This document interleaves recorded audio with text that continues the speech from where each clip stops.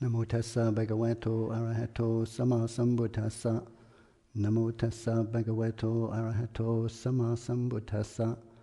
Namo tassa bhagavato arahato sama sambuddhassa. Buddhang dhammang sanghang namassami. With the Vipassana today, come in today, day of the new moon, for us in this tradition, monastic tradition, then it's the opportunity for us to consider the precepts, the 5 precepts, or for the lay people, or the 8 precepts, for the support group, and the anagarikas, anagarikas, and then the 10 precepts for the novices, the precepts for the siladharas, and then for the bhikkhus. Of course, the siladharas and the bhikkhus' precepts, they're not all sort of moral precepts. They come really, they're an expansion, say, of the 10 precepts really.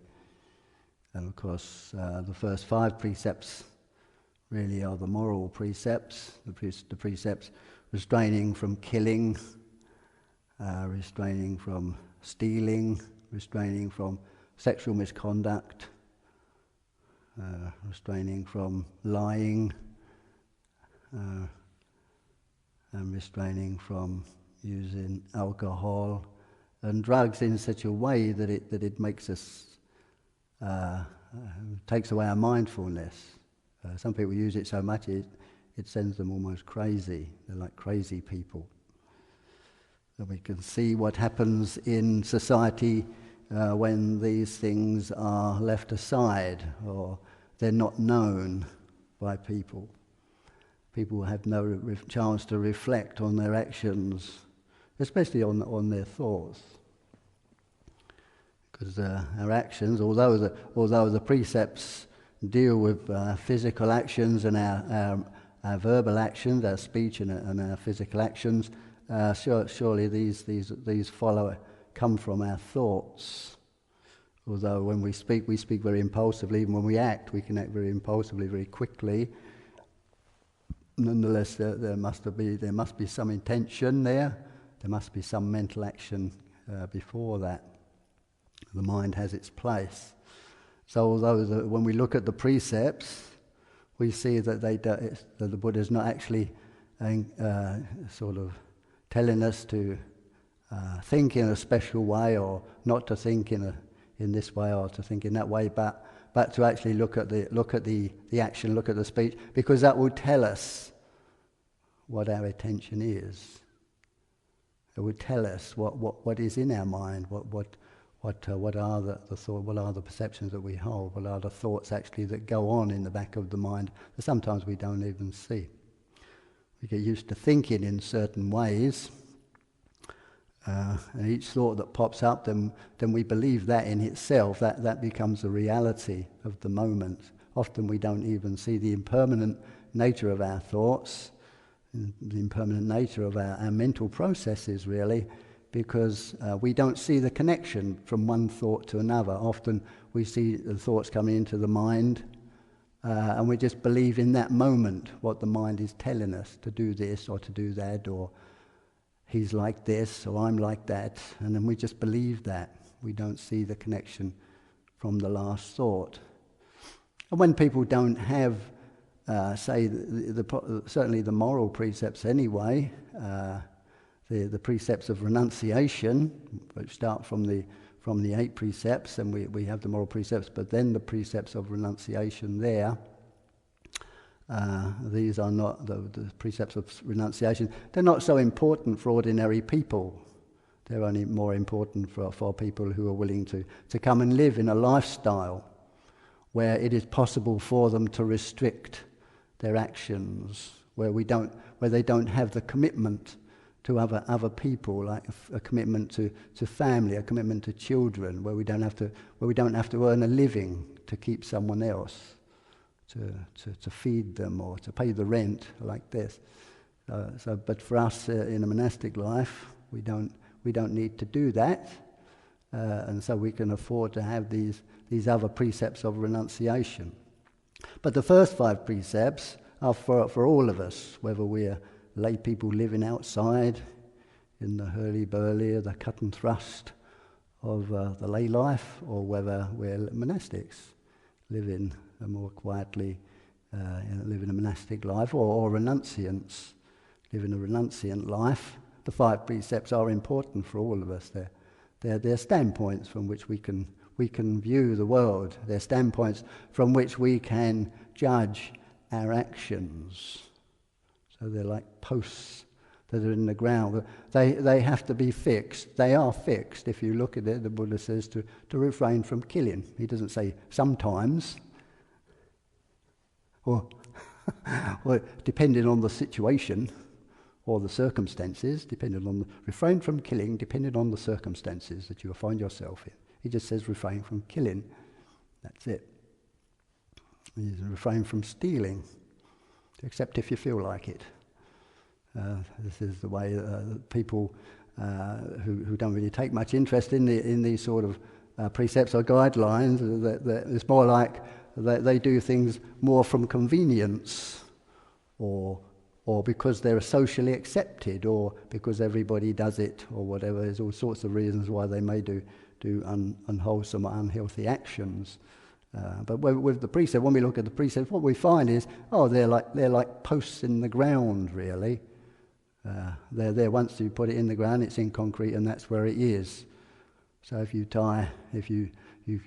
have a savage dog, or a dog that's a bit, let's say, unsociable, tending to bite people, has a sort of an appetite for people's calves, but it's a good guard dog. Then you want to keep it chained up. Then you tie it to a post. But you want to make sure the post is good and solid in the ground, and you put him on a long lead. But he can't go no further than his lead because he's held there by the post. In the end, all he can do is just go back to the post. But as long as the post is in the ground, nice and solid, everything's okay. But if you don't put the post in the ground very well, and then he pulls the post out, and then he's off down the road biting people and doing all sorts of unsociable and nasty things, and then finally he gets shot in the head or something like that, or they do something nasty to it. Because he wasn't held by the post. So the precepts are like that. They're very useful things. They give us a way of reflection on what we do, and it's something to go back to, because we all have a tendency to wander off. We take the precepts. We have a determination to keep them, and the same with all the rules, the monastics rules, and that we have a determination to keep them, and we want to keep them. But sometimes we do find the mind does begin to wander off. It goes off on a tangent. And because of the impermanent nature of conditioned things, we don't always see that we're going off. It's quite easy for us to start to rationalise and to think our own way of things, or take our own standards, or we look at the standards of people around us, society and individual people around us, and we start to take those standards, and we don't see our thoughts the way that they begin to drift off, maybe from our original intention to practice the path, but very quickly, because of the impermanent nature of thought, one thought comes up and then it disappears, and the next thought arises, and as each thought comes, we grab hold of it. We take that as reality. We're leaving the other thought behind. We forget it. It goes. And so we don't see the connection from one thought to another. And if we're not careful, we can find that we've drifted quite a long way. And of course people do. Quite a long way from our determination to practice or to live by the precepts. And we can find ourselves in all sorts of trouble. And of course that's what we look at society. If you look at the BBC News, it's full of people that are in all sorts of trouble because they've wandered quite a long way from the 5 precepts. Maybe they've never even heard of them, never even seen them But then there's also people who should know better that also do drift off, and because the way that our mind is, it's constantly changing. It never follows the same pathway for very long. And no matter how good we are, along we practice, we find that the mind always still does go off on its tangents, and that tangent can take us quite a very long way off if we're not careful. Someone that doesn't say have the guidelines of precepts or decent way to live, of course, what can they stand by? What is it that gives their reflection? When does the lead ever come to an end, and then we're held in check by the post? If there's no post, the lead just goes on, and we just drift on and on further and further. So this is the usefulness of the precepts, and this is why the Buddha made the 5 precepts like this. They're fixed, really. They tell us what not to do. He points out that all of our actions, they are going to have a result for us. Good actions, good results. Bad actions, bad results. So therefore we need to know what are our minds telling us to do, what are the thoughts that are coming in, what are the perceptions that are arising around our lives, around our needs and around our wants. How far should we go to get what we want? How far should we go to get what we need? How far should we go in looking after our families, in living in the world?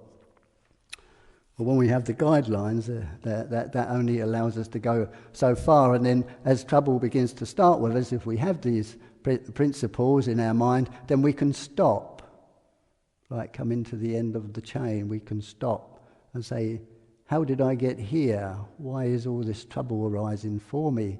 And we can begin to look back then over the thoughts, over the actions that we've done. Maybe we didn't even notice while we were doing them. Maybe we didn't really even notice those thoughts in perspective while we were thinking them, each thought passing on to another. But we can stop and then look back.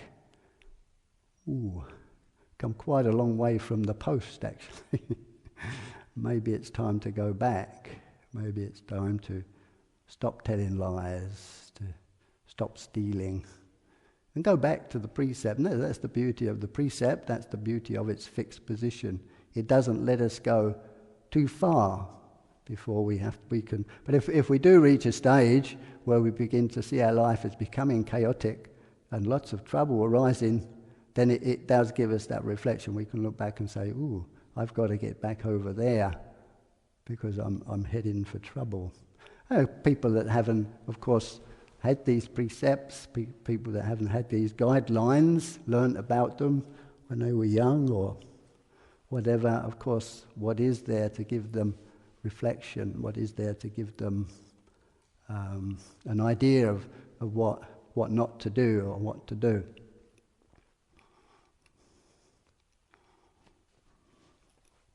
And so taking these precepts every fortnight or whenever we take them is a good thing for us to do, because it helps when we've taken them for a few times. It helps to plant that memory in the mind, the memory of them, the memory of not killing, not stealing, not committing sexual misconduct, not lying, and not using alcohol and drugs in such a way that they become destructive, not just to our own lives, but to the lives of our families and our friends and society in general. When we can remember them, and then this memory of them, that's like the concrete that holds the post. Although we may forget for a while, as soon as trouble starts, then that memory will be jogged, and we know why we are where we've moved to, where we should go back to, what will give us our guidelines.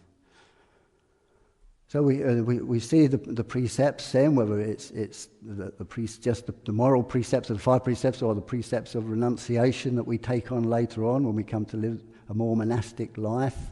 These are useful precepts because they help us to shed from our way of living, way of being, help us to shed all the unnecessary junk that we as human beings love to gather around us.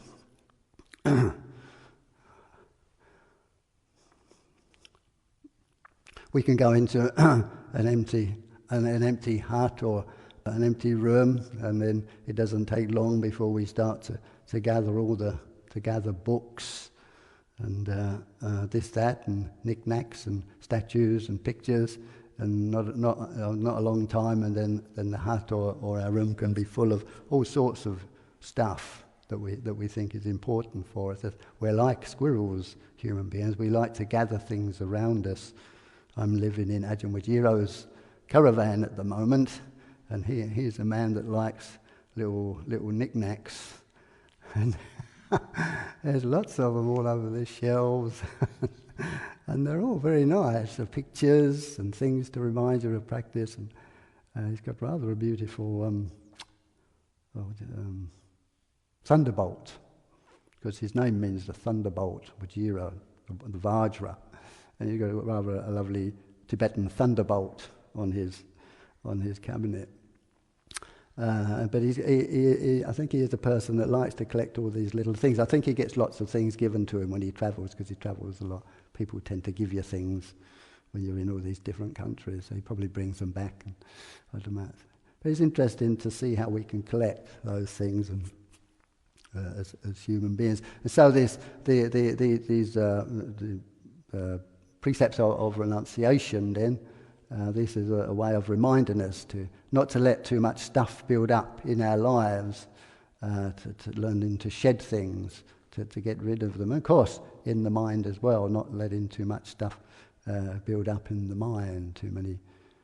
The more that we can let go of our attachments, of our busyness and all the rest of it, then the more chance we have of beginning to live with a peaceful mind, a mind that is clear, becomes clearer, and begins to see things more as they are. We begin to see reality, the reality of our life, the reality of our thinking process, because it's from our thoughts, of course.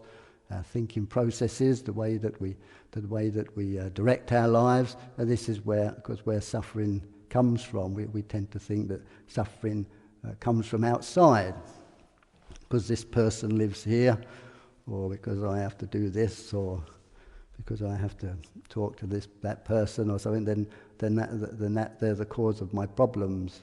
But of course we learn in the monastic life, it's not, as is quite often said when people say it's actually not the people around us or the things necessarily that they do that cause our suffering or cause our discomfort. It's our reaction to it. It's our attitude to them and to the situation which causes the discomfort within us. So the more that we can shed of our attachments, of all this stuff that we can clutter our lives with, the more that we can begin to see this, because the mind is not so busy, and it's easier to see the reality of our lives, this is the beauty of living the monastic life. We can live a much more simple way of being.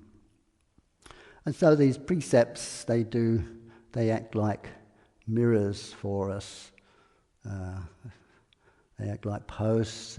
It's like during the Vassa period, when we start the Vassa period, which is from July to October, the full moon of July to the full moon of October. At the beginning of that period, we all come together to determine to spend the Vassa here, and then we look at. The first thing we have to do is to determine where the boundaries. Where is the boundaries of this monastery?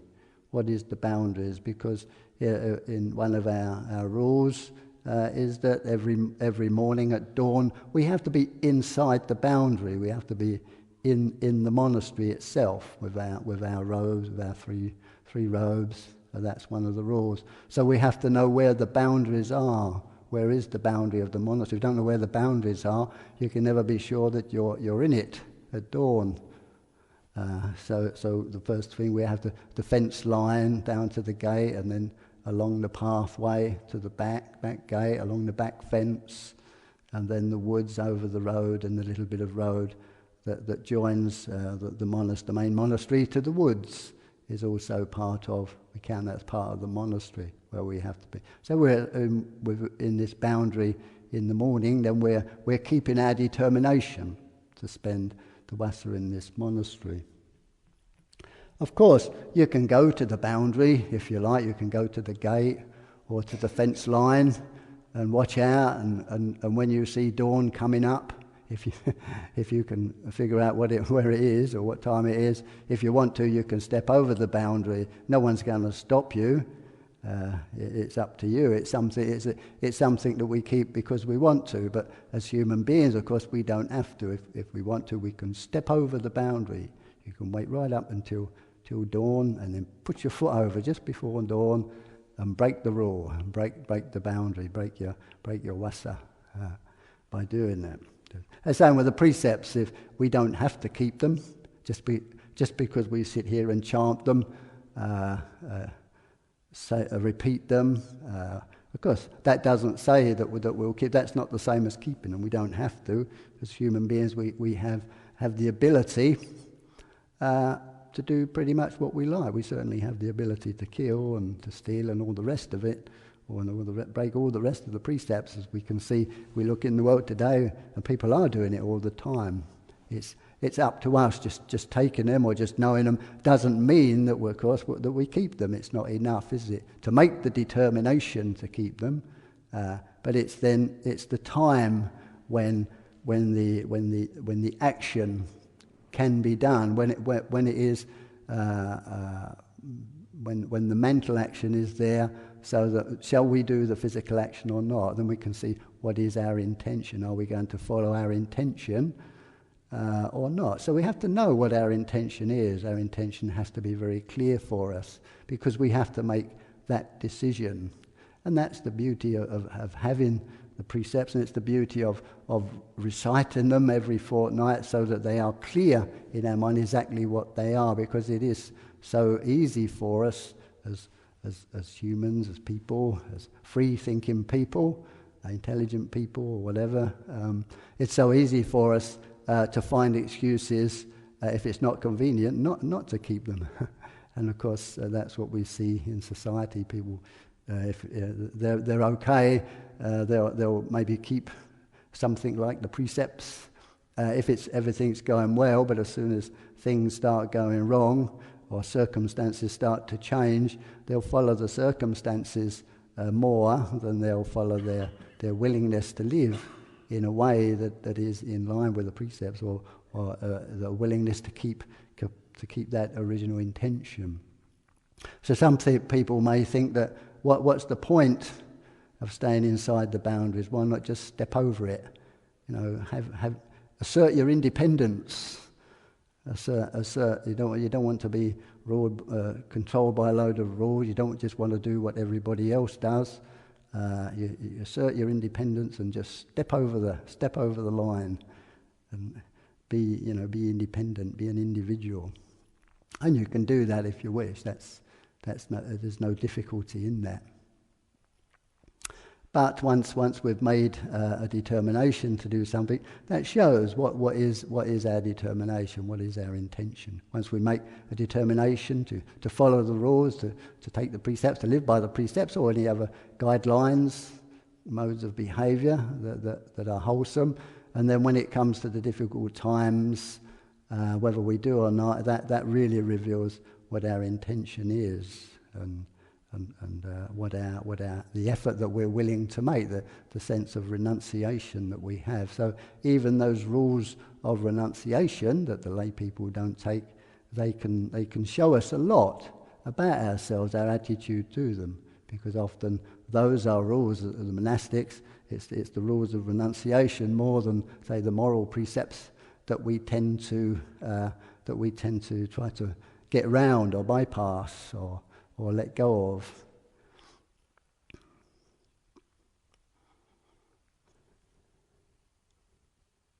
And of course, because we're rational, intelligent beings, it is for us, of course, to contemplate life, contemplate why we take the rules that we do take, or why we take the precepts, and how we want to live with them. How well do we want to keep them? What are they? Are they just rules just to be to be lived by unthinkingly, or can we contemplate them and use them in a way that is useful and a way that makes our life easier, makes the life of people around us easier. When I was in Brazil, I was of course quite determined to keep the rule about finishing the meal before noon, or at noon, not eating after noon. And once a week I used to be taken out to a restaurant to have a meal at a restaurant. I went to 15 restaurants. I think I blessed more restaurants in Rio than has ever been blessed before with me animodanas.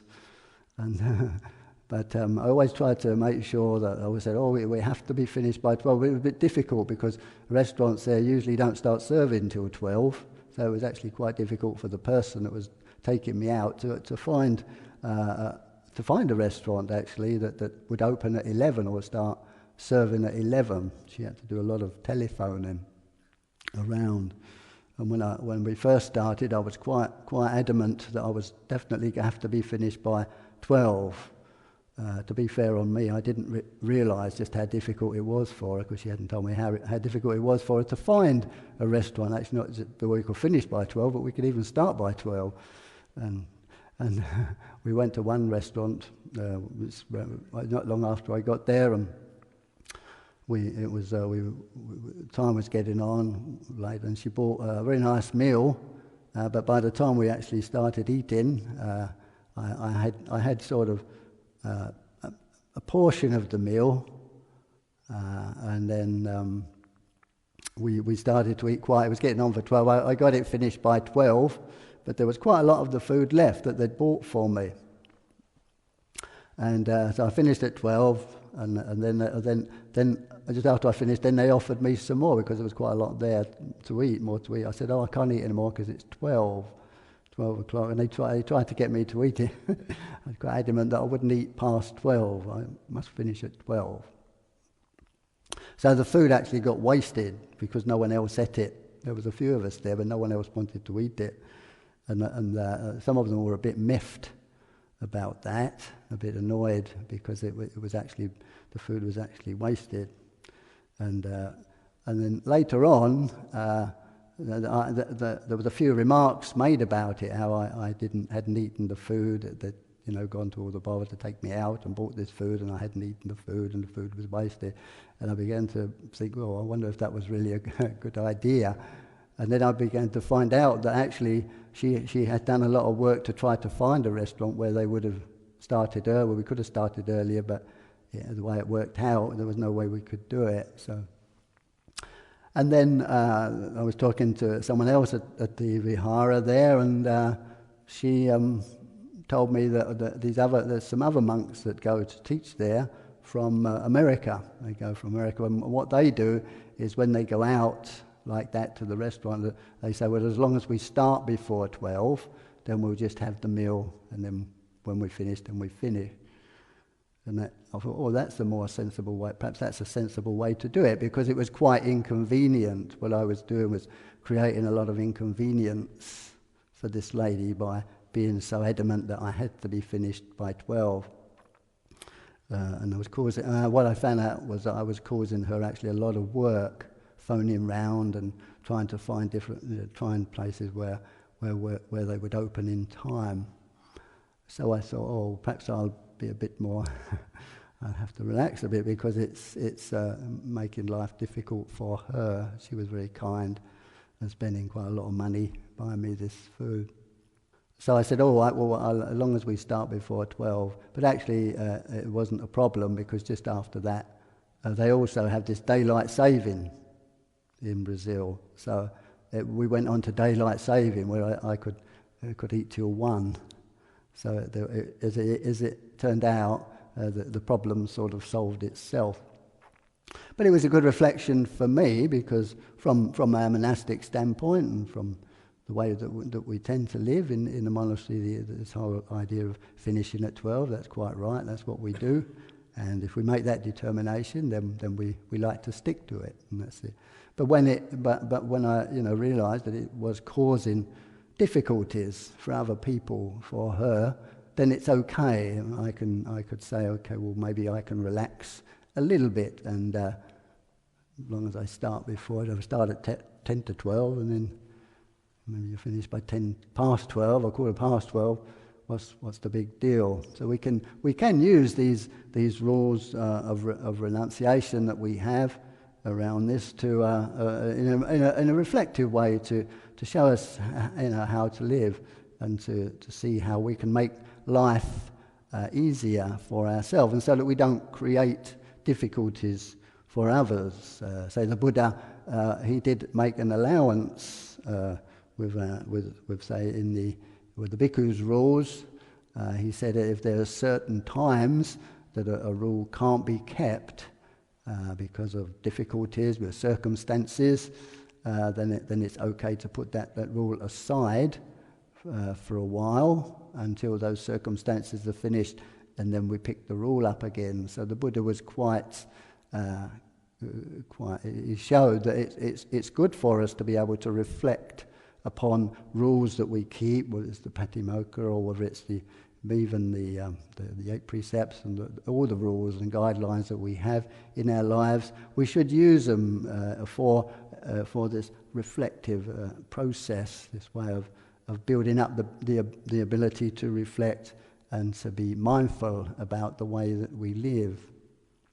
If we keep rules too adamantly or just be too strict, then perhaps we miss this ability to see the reason behind the rule. What is the reason behind the rule? To make our lives easier, to make our lives comfortable for us.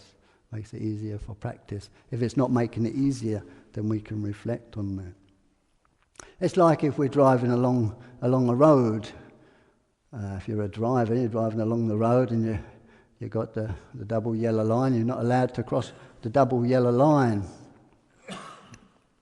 It's okay, but if there's a tree falling down and it's blocking your road, you can't drive over the tree. When you come up to the tree, to go round the tree, you've got to cross the double yellow line. So you cross the double yellow line, you drive around the tree, and then you go back over the other side again. That's sensible, isn't it? You can't say, oh, can't cross the double yellow line, and then just stop by the tree. You'd never get anywhere. But when you do go around the tree, of course you can't just drive along and just pull out, because there could be someone coming up from behind you on the other side of the road. So you look in your mirror, or you have to be careful that there's not someone coming from the opposite direction, so that as you pull out, then you have a head-on crash with them.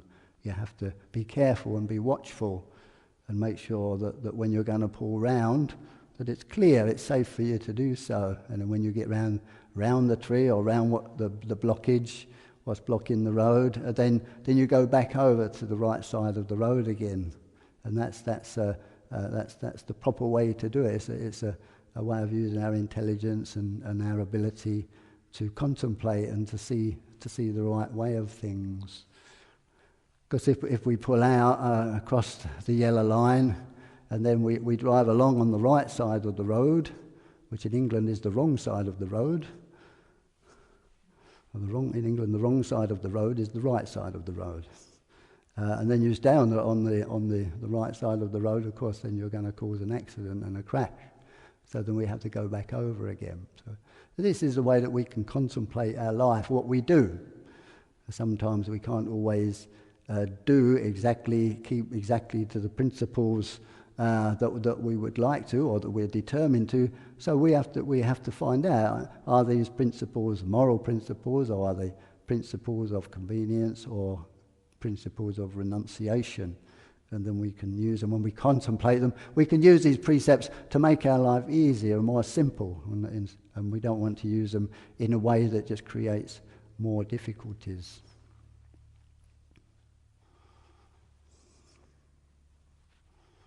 In a winter retreat, 4 years ago now, 2004, 4 years ago, winter retreat. We was going through the winter retreat. It was okay. We had a good group, large group. Everything seemed to be going reasonably well. And then about halfway through the retreat, I got a letter. It was pinned up in the office. It was quite a long letter actually, and it was a complaint about one of the people on the winter retreat group was having a meal in the afternoon in the kitchen. I was a bit startled at this, so I thought, oh, I better have a look. So for a couple of days, I went for a stroll around the kitchen. At the time, 3 o'clock it was. At the time, this person was supposed to be having a meal, but I never found anybody in there. I never saw anyone having a meal, so I didn't do anything about the letter. I just ignored it. And then a few days later, I got another letter, a longer letter actually, saying that this person's having a meal in the afternoon at 3 o'clock, breaking the precepts. He's supposed to be on the 8 precepts, and he's breaking his precepts by having a meal in the kitchen in the afternoon. So I didn't see him. And then the person that wrote the letter came to see me, to tell me, and it was in the retreat centre kitchen. I was looking in the kitchen over there, for the monastery kitchen, looking in the wrong kitchen. And he told me the person's name. He hadn't told me the person's name before. Told me the person's name, so I said, oh, I suppose I better do something about it. And he demanded that I talk to this person and stopped him having this meal in the afternoon because he was breaking the precepts. So anyway, finally I met up with the person, met the bloke, and I said, oh, are you sort of having a meal in the afternoon in the kitchen? So he said, no, he wasn't having a meal in the afternoon in the kitchen. I said, well, I've received this letter saying that you're having a meal in the afternoon at 3 o'clock in the afternoon in the kitchen, in the retreat centre kitchen. He said, no, I'm not doing that. I said, oh, that's strange. So anyway, we was talking, and he said, "What?" He said, "Well, what I do," he says, "I've got some tahini." He says, "And I have three teaspoons of tahini at 3 o'clock in the afternoon in the kitchen." I said, "Oh," and that was his meal. This was what the other person was saying was his meal. So I said, "Oh, why do you do that?" So he said, "Well," he said, "I'm not used to not eating in the evening. And I think tahini is very good for you." So he said, "I think it's good for my health just to have some spoonfuls of tahini in the afternoon." So I said, oh. I said, well, couldn't you have it just in your room? Why do you have to have it in the kitchen? So he said, I don't think I'm doing anything wrong. He says, no, I didn't want to have it in my room because if then I'd be like doing it in secret. And he said, but I don't think I'm doing anything wrong actually in having it. It's not a meal. He says, so I have it in the kitchen where it's open, where other people. So I said, well, the trouble is other people see you and then people will misunderstand and they complain or maybe it might even start encouraging other people to have something to eat in the afternoon. If they see him having 3 spoonfuls of tahini, they think, well, that's about the equivalent of a Mars bar. So I'll have my Mars bar. That's it. And then someone sees him having a Mars bar and he says, whoa, that's about the equivalent of an egg sandwich. So they have an egg sandwich, and then someone sees them having an egg sandwich and says, well, that's worth about 2 pork sausages. Fried sausages, and so then we'll have all these people eating in the afternoon, all thinking that it's okay. So he said, "Oh, all right, I won't have it then." He says, "If you think it's wrong, if you say it's wrong, I won't have it." He said, "It's just that I'm just not used to eating in the evening." And he says, "I think tahini is very healthy." So I thought, well, that's fair enough. I said, "Well, why don't you just have it in your room?"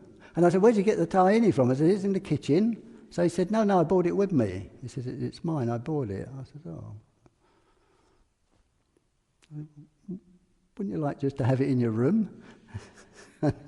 No, he was adamant. He said, no, I'm not going to eat in my room. He says, I can't see, there's nothing wrong with it. He says, if I can't have it in the kitchen, I won't have it. I said, fair enough, then don't have it. Fair enough. So he made a determination not to have it. But if it ever had just used his loaf and just had it in his room, no one would have known about it other than him. So, but then perhaps if he'd have done that in that sort of sneaky having it in your room, then perhaps he would have felt guilty about it.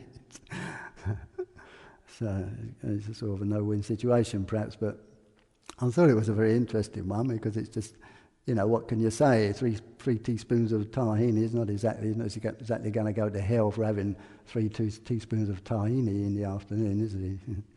But then again, well, you can see how tahini is food. You can say, yes, that's against the precepts. The guy who wrote me the letters obviously did think it was against the precepts. He was quite adamant about it, actually. Of course, in the end, they were both right and they're both wrong. So this is the way, we can use the precepts and our lifestyle, the rules that we live by, the monastic rule. We can use them in this reflective way, using our contemplation and to see our actions, and then also, of course, most important is to see our intentions. Why is it that we want to break the rule or go against it or whatever? In his case, I think he was quite genuine. He was just really looking after his health. He really did think that it would help to keep him healthy and fit while he was here in the monastery, which is okay because I didn't want a sick person on my hands.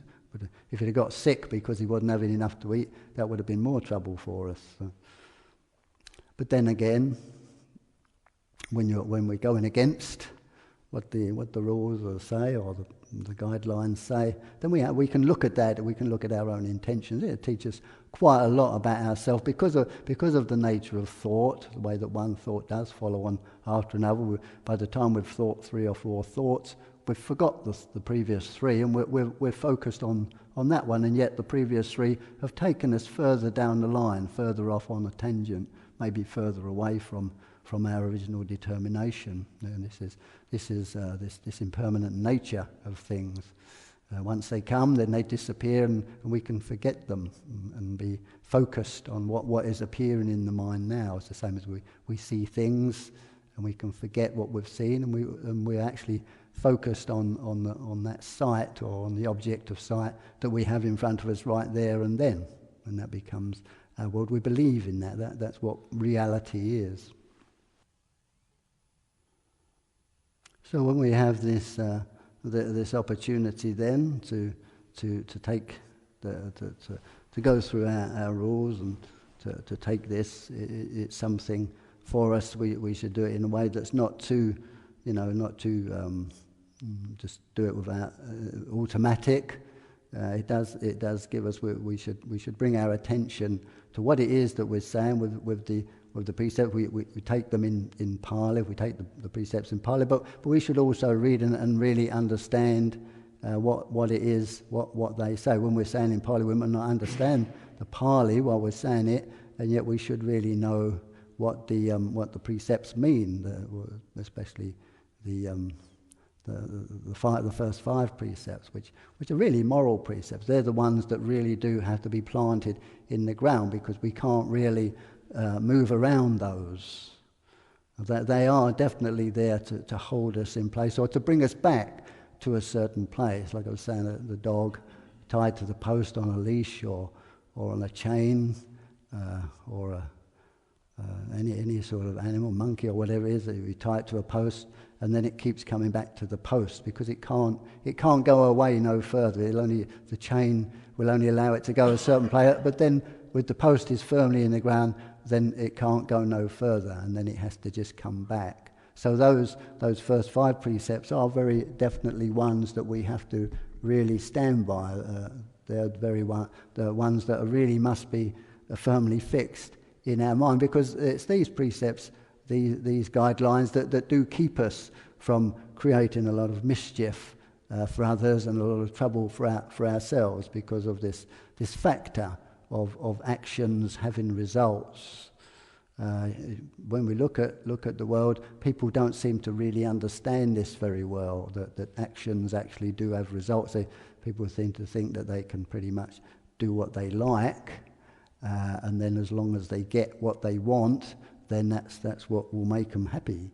That's the general run of things. And if you look at your mind, my mind's like that anyway. I usually think if I can get what I want, if I can get rid of the people that I don't like, well, be around the people that I do like, and if I can get things that I do like, and I don't have to do the things that I don't like, then there's a sense, even if we don't actually think of it in this way, there is a sense within us, something that this is going to be happiness for me. If I can just get my own way all the time, I will be happy. But of course, it's not like what we find is even often when we get our own way, we're not happy. Why is it that we don't get happy? Well, maybe it's because the way that we got our own way, the way that we do manage to get our own way, involves unwholesome or negative actions, mental or physical or verbal actions. And of course, this does not create the conditions for happiness to arise for us. Happiness arises from within, not without. If we want to be happy, it's not a matter of getting what we want or getting our own way or sorting out the conditions around us, the people around us, but it's setting up the conditions inside. It's not so much that we get our own way, it's the actions that we take that will help to set up the conditions, the internal conditions that are appropriate and right for happiness to arise from them. Happiness actually arises from inside, and the what we have inside is the results of our own actions. We don't have the results of other people's actions. So even if we are living with a difficult person, we consider to be a difficult person who does unwholesome things or difficult things, nonetheless, the result of those actions, if we don't pick them up, if we don't make those actions our own by our attitude towards them, the results of those actions just stay with that person. They're nothing to do with our happiness or unhappiness. What is to do with that is more our attitude, which is an internal thing for us. The external actions of that other person will just be the results that they will have, and they actually have very little to do with our happiness. And so the Buddha always points to this reflection, using these guidelines, the rules that we have, for us to reflect on our action. Because if we want to be happy, if we want to be content, if we want freedom, liberation from suffering, it won't come simply from manipulating or arranging or just creating the actions of others outside and around us. It comes from what we create inside of ourselves, and that's where it comes from. So this is in the monastic life, because we have time to consider, because we don't have such an intense lifestyle, say, of having to make money, to look after ourselves, to act in ways that simply to please others or to look after others. We have the ability, we have the time, and this is where we're very lucky, we have the time and the space to be able to contemplate the things that we do and to be able to actually see this. It's hard for people outside in the sort of business world. It's hard to see that, how the happiness or contentment just arises within, because all the thrust of life is the manipulation of everything around us and trying to get what we want, more money or a bigger car or more prestige. These are the things that most people think that's what make me happy, having more things or a sense of self-importance, or a sense of me being the centre of the universe. But in the monastic life, we are very privileged, because we are lucky, because we can begin to let go of that and stop holding those sort of values as the central values which will create happiness for me. But begin to see it's not those values that create happiness, but the actions that we do, the results of those actions, mental actions, physical actions, and actions of speech. It's the results of those actions that we do, that arise within us, that will either create happiness or sadness. And so we can begin to take responsibility for our lives. So even though this nature of this impermanence makes it difficult for us sometimes to observe our thinking processes and to be able to keep track of them, and sometimes we do find that we have wandered off course, gone off on a bit of a tangent in our desires or in our intentions or in the way that we're doing things. This taking responsibility for our actions, for our own happiness, is one thing that helps us to begin to see the tangent that we have gone off, and then having the precepts shows us the way back. It shows us, how far we've gone and where we have to go back to set ourselves right again. So the precepts they're like a guiding light, or they're like a mirror that reflects the way that we think and the actions that we do, whether they are going in the right directions to create this inner happiness or not. We begin to take responsibility for that, for our own happiness, more than depending upon others doing the right thing, and then we can always have this sense of readjusting ourselves, readjusting our thoughts, readjusting our speech, and readjusting our actions. And that's one of the things that we learn as we live the monastic life, as we live over the years. We see ourselves constantly making the same old mistakes, going through the same motions, going through the same, giving in to the same old desires, falling for the same old tricks of the mind. But then as we begin to see this repetition going on year after year, we begin to see, this is where the problem is. So if we think we can just see it once and then that's the end of it, but it's not like that. We actually see ourselves making these mistakes time after time. But unlike people, say, in the world outside, with the precepts as a guideline, as a post, we can always go back, we can always come back to the path, back to the practice, and then take responsibility for our own actions, instead of expecting other people to act and to live in a way that suits me or creates sort of some sense of satisfaction for me. I have to take responsibility for the fact that it's the inner world. It's if we want happiness, if I want happiness, I have to create that within myself, and by letting go of the negatives. And the more that we can let go of the negatives, the negativities in the mind that come through desires, because when we're negative, if we have a negative attitude towards others, we have a negative attitude, say, towards the monastery, or towards each other, or to maybe the routine of the monastery, that negative attitude doesn't really come from those people or that routine or the monastery or the weather. It comes from our attitude to those things. And we can't always adjust. Our tendency is always to want to adjust. Let's do away with all evening pujas and then I'll be happy. Or let's do away with this. Let's do everything in a different way and then it'll make things better. But actually, sometimes, more often, it's the thing that we can adjust, the thing that we can look at, is just our own attitude towards it, because it's that inner world that we need to focus our attention to, our attitudes, our intentions, our ideas, our desires. These are the things that arise, and it's around these areas that suffering arises for us, dissatisfaction arises, or contentment arises, and dependent on how we deal with them. So this precepts then, these rules that we have, that we've all gone through today, these are the the posts, the mirrors, the guidelines for us, and then this reflective, contemplative attitude that we have towards them. This teaches us a lot. This teaches us to understand ourselves. It gives us a way of looking at the mind, looking at our intention, and looking at the way that the mind drifts off and moves off from those intentions.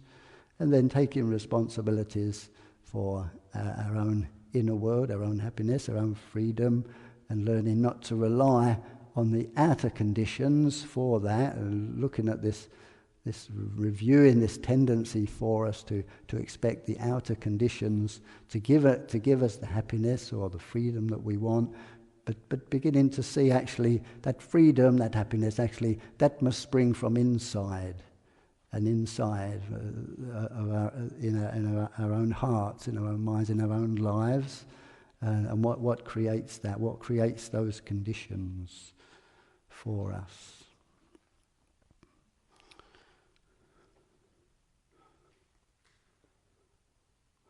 So it's good for us to occasionally to go through these precepts, rules. Sometimes we think rules, regulations, precepts, all these are things that bind me or keep me, stop me being free or whatever. And they can be if we use them in the wrong way. Of course, we can use rules, precepts to try to bind people or to make us like martinets. Or sometimes when I was a soldier, I was in the army, and rules and regulations can be used to really bind you or to keep you in line.